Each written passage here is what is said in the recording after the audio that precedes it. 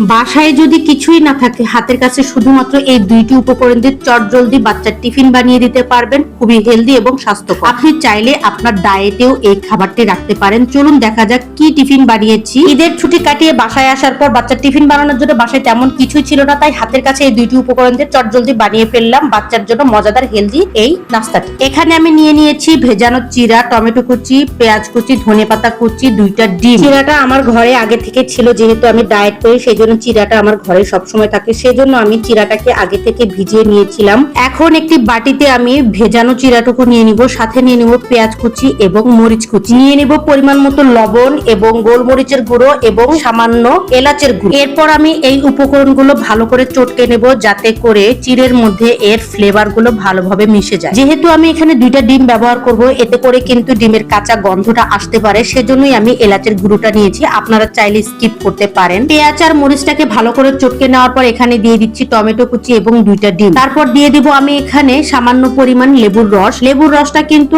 আপনার ডিমের কাঁচা গন্ধটা দূর করতে হেল্প করবে। যেহেতু লেবুতে তেমন বেশি রস ছিল না, তারপরও যতটুকু হয়েছে আলহামদুলিল্লাহ। তারপরে দিয়েছি আমি ধনেপাতা কুচি। তারপর আমি সমস্ত উপকরণগুলো একসাথে মিশিয়ে নেব এখন ভালো করে। সমস্ত উপকরণ দিয়ে ভালো করে মিশিয়ে নেওয়ার পর এখানে আমি দিয়ে দিচ্ছি পরিমাণ মতো বেসন। বেসনটা কিন্তু পরিমাণ মতোই দেবেন, তা না হলে কিন্তু অনেক বেশি হার্ড হয়ে যাবে। দিয়ে দিচ্ছি সামান্য পরিমাণ কালো জিরা। আপনারা চাইলে স্কিপ করতে পারেন, তবে কালো জিরাটা দেওয়ার পর আমার কাছে নাস্তাটা অনেক বেশি মজা লেগেছে। বেসন আর কালো জিরা দেওয়ার পর আমি আবারও ভালো করে মুথে নেব। তারপর দেখুন ঠিক এরকম একটি ব্যাটার তৈরি করে নেব। এখন আমরা চলে যাব সরাসরি চুলাতে ফ্রাইং প্যান বসিয়ে সামান্য পরিমাণ তেল দিয়ে তেলটি গরম করে নেওয়ার পর এখানে আমরা ব্যাটারটি দিয়ে দিব। ব্যাটারটি দিয়ে প্যানকেকের শেপ তৈরি করে নেব। এক্ষেত্রে আপনাদের ঘরে যদি পিঠা তৈরি করা বিভিন্ন ডিজাইনার ডাইস থাকে, তাহলে আপনারা ডাইসটি বসিয়ে ডাইসের উপরে এই ব্যাটারটি দিয়ে দিবেন, তাহলে দেখতে আরো বেশি সুন্দর লাগে। আপনাদেরকে আগে থেকে বলে রাখি, এই রেসিপিটি কিন্তু আমি কোনো প্রকার ইউটিউব কিংবা কারো সাহায্য ছাড়াই নিজের মাইন্ড থেকে বের করে আমি এই রেসিপিটি তৈরি করেছি। যেহেতু আমার ঘরে কোনো কিছুই ছিল না